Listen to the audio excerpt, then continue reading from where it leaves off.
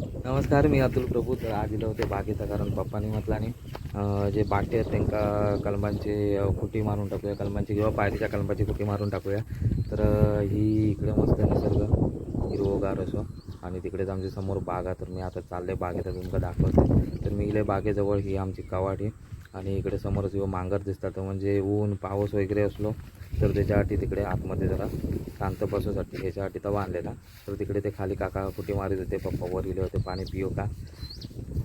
तर तो बाट्यापासनं जर झाड निर्माण झालेला असता, म्हणजे आंब्याच्या कोयतून जर झाड इलेला असता, तर ते का कुटी मारून कलम कसा करूचा, तर ही त्याची प्रोसेस आहे. आणि हे आता ते काका कलमाची एक फांदी आणला नाही, ते आता बाट्या काय हे करणार आहे बघा. असा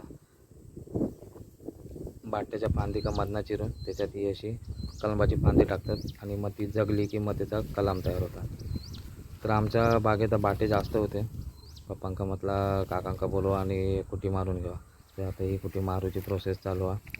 आणि तेवढ्यात पप्पा बोलले की तिकडच्या साईडला दोन चिबूड धरल्यात, ते बघून ठेव, कधी इलस पिकले असले तर काढून नेशील. तरी होतो चिबूडा. पप्पा इकडे कलमांच्या मुळातला गावात काढीत होते. मग कंटाळलो म्हणून मी इलं होते मांगर. आता तरी हो मांगर असून नजारो दिसता. हे भेंडे रुजत घातलेले आणि त्यांना 2-4 भेंडे धरले आहेत. तर हे इकडे पपई पण पप्पाने 2 लावलेले, त्यांना आता पपई धरूक लागलेत. पाऊस पडल्यापासून जरा जोर इलो त्या पपयांका पण. तर भेटूया पुढच्या नवीन व्हिडिओ. तोपर्यंत बाय बाय, धन्यवाद.